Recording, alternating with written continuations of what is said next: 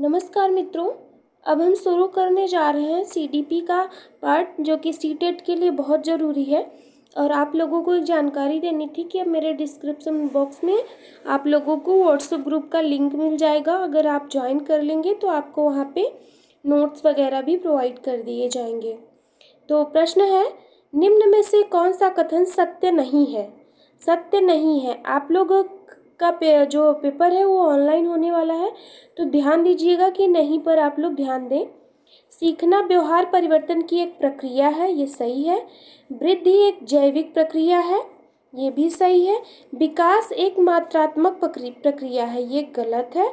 शिक्षा एक लक्ष्य उन्मुख प्रक्रिया है, ये सही है। विकास मात्रात्मक नहीं, विकास गुणात्मक है। वृद्धि मात्रात्मक है।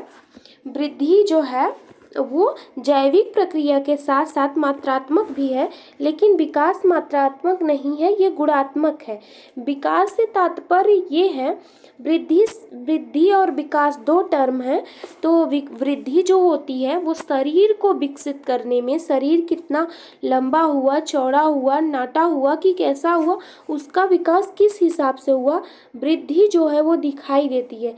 लेकिन विकास, हमारे थॉट, हमारे दिमाग कितना तेज हुआ, ये सब हमें दिखाई नहीं देते, ये हमारे गुणों में दिखाई देते हैं। इसके लिए विकास एक गुणात्मक प्रक्रिया है, न कि मात्रात्मक प्रक्रिया है। तो जो गलत है अभी वही ऑप्शन हमारा सही है।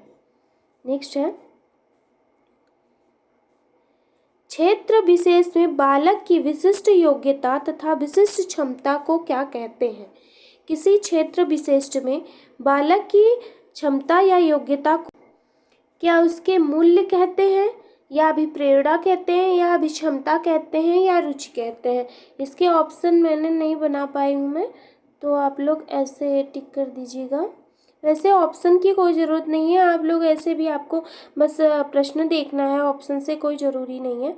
तो इसका सही जवाब है अभिक्षमता। जो उसका एप्टीट्यूड है वो ज़रूरी है, वो इम्पोर्टेंट है कि जैसे भाषा बोलने में, या कोई भी म्यूजिशियन बनने का, या कोई भी जो इलेक्ट्रिक का काम कर रहा है उसमें उसकी योग्यता क्या है, वो किस प्रकार से उसमें विशिष्ट उसकी योग्यता है, ये जरूरी है। योग्यता वही अभिक्षमता उसका देखते हैं। नेक्स्ट है,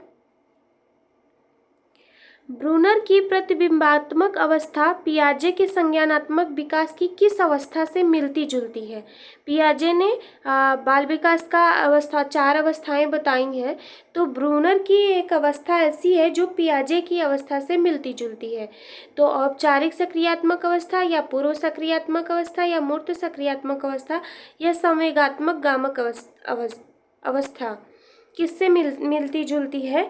तो ये मिलती है पूर्व सक्रियात्मक अवस्था से। इनका जो है पूर्व सक्रियात्मक अवस्था से, जिस प्रकार से पियाजे ने पूर्व सक्रियात्मक अवस्था के बारे में बताया है, तो ब्रूनर का जो है यह पियाजे का संज्ञानात्मक विकास का सिद्धांत है, और ये जो है ब्रूनर का प्रतिबिंबात्मक सिद्धांत है। तो ये भी पूछ सकता है कि मतलब ब्रूनर का क्या कौन सा सिद्धांत है? तो प्रतिबिंबात्मक सिद्धांत है। बालक जब चमक, शोर और जो है गति, विविधता से प्रभावित होता है, तो बालकों में जो है अनेक प्रकार के दृश्य और उनके देखने की विजुअल मेमोरी जो विकसित हो जाती है, उसी को जो है पियाजे ने पूर्व सक्रियात्मक अवस्था में बताया है कि उसका ये सब विकास होता है, और भाषा का जो है प्रयोग प्रारंभ कर देता है इस अवस्था में, पूर्व सक्रियात्मक अवस्था में। नेक्स्ट है, कौन से व्यक्ति गुण सिद्धांत से संबंधित नहीं है? फ्रायड, आलपोर्ट, कैटल, या आइजैक? कौन है जो गुण सिद्धांत से संबंधित नहीं है? तो ये है फ्रायड। फ्रायड गुण सिद्धांत से संबंधित नहीं है। कैटल भी है, आलपोर्ट भी है, और कैटल का तो सील गुण का सिद्धांत बहुत ज़्यादा ही फेमस है। तो आलपोर्ट का भी सील गुण का सिद्धांत है, और कैटल का भी सील गुण का है, आइजैक का भी है। लेकिन फ्रायड जो है वो व्यक्तित्व के मनोविश्लेषणात्मक सिद्धांत से संबंधित है। ये व्यक्तित्व के गुण के नहीं, मनोविश्लेषणात्मक मानसिकता पे इन्होंने ज़्यादा जोर दिया है। नेक्स्ट है, निम्नलिखित में से कौन सा समूह सृजनात्मक के तत्वों के संबंध में सही है? प्रवाह, विविधता, मौलिकता, विस्तारण।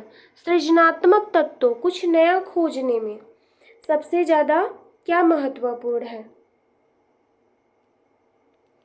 तो जो है ये इसका ये पूरा वो है, इसको सीक्वेंस में लगाना है। सीक्वेंस में इसमें नहीं दिया है, इसको सीक्वेंस में लगाना है। पहले प्रवाह है, मैं लिखने की कोशिश करती हूँ, वैसे मेरे पास कुछ है नहीं तो लिखने में प्रॉब्लम होगी। फिर विविधता है, आप लोग समझ जाइएगा, मैं ऐसे नंबरिंग कर देती हूँ। एक नंबर पे प्रवाह है, सेकंड में विविधता है, थर्ड में मौलिकता है, और फोर्थ में जो है ये विस्तारण फोर्थ में है। इसकी ये राइमिंग मतलब बनती है, क्योंकि सृजनात्मक जो है उनमें प्रवाह होना जरूरी है, फिर वो विविधता, अनेक अलग अलग चीज़ों से मिलेंगे, विभिन्न चीज़ों से, तब वो सृजनात्मक बनेंगे। फिर मौलिकता, उनके मूल में जाकर उन चीज़ों को जान के फिर उसको विस्तार पूर्वक फैलाएंगे, तो यही हो जाएगा सृजनात्मक के तत्व। ये हैं 4। नेक्स्ट है, एक 4-5 वर्ष के बालक में अपने पिता की अपेक्षा माता के प्रति अत्यधिक प्रेम की भावना विकसित हो जाती है। बालक के व्यवहार में होने वाले इस परिवर्तन को फ्रायड द्वारा क्या नाम दिया गया है? पराहम, narcissism, Oedipus complex, Electra complex. Same है, इसी प्रकार का अपोजिट बच्चियों में और जो है बालकों दोनों में होता है, एक दूसरे अपोजिट। ये जो है ऑडिपस जो कॉम्प्लेक्स है, इसी के वजह से कोई भी बालक अपने पिता की अपेक्षा, बालक बालिका नहीं, माता से अत्यधिक प्रेम का लगाव रखता है, भावना रखता है। ये फ्रायड ने दिया है, और जो है ये इन्होंने बताया कि ओडिपस कॉम्प्लेक्स का नाम इन्होंने दिया। और इस अवस्था में जो वो इलेक्ट्रा ग्रह होता है, इलेक्ट्रा कॉम्प्लेक्स, इसमें जो लड़की होती है वो अपने पिता से ज़्यादा लगाव रखती है, क्योंकि उसमें इलेक्ट्रा कॉम्प्लेक्स होता है। तो ये लड़कियों के लिए है, ये लड़कों के लिए, ये क्वेश्चन आते हैं और ये सब आए हुए प्रश्न हैं, तो आप इनको ध्यान से पढ़िएगा। निम्नलिखित में से कौन सा नियम थॉर्नडाइक के सीखने के गौड़ नियम में शामिल नहीं है? इन्होंने कुछ मुख्य नियम भी दिए हैं और कुछ गौड़ नियम भी दिए हैं। तो पहला सादृश्यता का नियम, ये बहु प्रतिक्रिया का नियम, ये यहाँ से ऑप्शन था, बहु प्रतिक्रिया का नियम, आंशिक क्रिया का नियम या क्रिया प्रतिक्रिया का नियम। तो इन्होंने जो बताया है लॉ ऑफ एक्शन रिएक्शन, जो है क्रिया प्रतिक्रिया का नियम, ये इनके मुख्य में था। और बहु अनुक्रिया या प्रतिक्रिया का नियम, मनोवृत्ति का नियम, आंशिक क्रिया का नियम, सादृश्यता का नियम और साहचर्य स्थानांतरण रूपांतरण का नियम, ये इनके गौड़ नियम है। इन्होंने 3 जो है मुख्य नियम दिए थे और 5 जो है गौड़ नियम दिए थे। तो गौड़ वाले क्रिया प्रतिक्रिया मुख्य नियम का है। नेक्स्ट है, स्कूटर चलाने वाले व्यक्ति द्वारा कार चलाना सीखते समय उसके पूर्व अनुभव का सहायक होना किस प्रकार के अधिगम अंतरण का उदाहरण है? पहला है हॉरिजॉन्टल ट्रांसफर, और फिर पॉजिटिव ट्रांसफर, वर्टिकल ट्रांसफर, और ये है द्विपार्श्विक अंतरण, मतलब कि हॉरिजॉन्टल का है क्षैतिज अंतरण, और पॉजिटिव का धनात्मक अंतरण, और वर्टिकल का ऊर्ध्व अंतरण और द्विपार्श्विक अंतरण। तो इसका क्या है? इसका सही जवाब है ऊर्ध्व अंतरण। क्या है ना कि पहले वो यहाँ पहुँचा और यहाँ जाते जाते उसने क्या सीखा? पहले क्या सीखा? कार चलाना सीखते समय स्कूटर चला रहा था, कार चलाना सीख, तो उसको बैलेंसिंग तो आई ना, उसको पता तो चला कि ड्राइव कैसे करना है। तो ऊर्ध्व मतलब सीधा तरीके से उसने फिर वो कार चलाना चला गया, ऊर्ध्वाधर रूप में गया, इसके लिए ये ऊर्ध्व अंतरण कहलाता है। नेक्स्ट है, संप्रेषण संबंधित है डिस्फेसिया से, डिस्ग्राफिया से, डिसलेक्सिया से, डिस्कैल्कुलिया से। डिस्कैल्कुलिया मैथ से है, डिस्ग्राफिया लिखने से है, डिसलेक्सिया बोलने से है। बोलने मतलब कि कोई भी चीज़ को पढ़ने में, किसी वाक्य को दोहराने में, और ये संप्रेषण की बात कर रहे हैं, बातचीत की बात कर रहे हैं। तो डिस्फेसिया है जो ये वाक अक्षमता है, बोलने में प्रॉब्लम होती है। नेक्स्ट है, निम्न में से कौन सी शिक्षण विधि प्रजातांत्रिक नहीं है? प्रोजेक्ट विधि, सहभागी विधि, व्याख्यान विधि, सामूहिक परिचर्चा विधि। प्रजातांत्रिक मतलब लोकतंत्र नहीं है, इसमें एक की मर्जी चलती है कि हम जैसे चाहेंगे वैसे, प्रभुत्ववादी चलता है।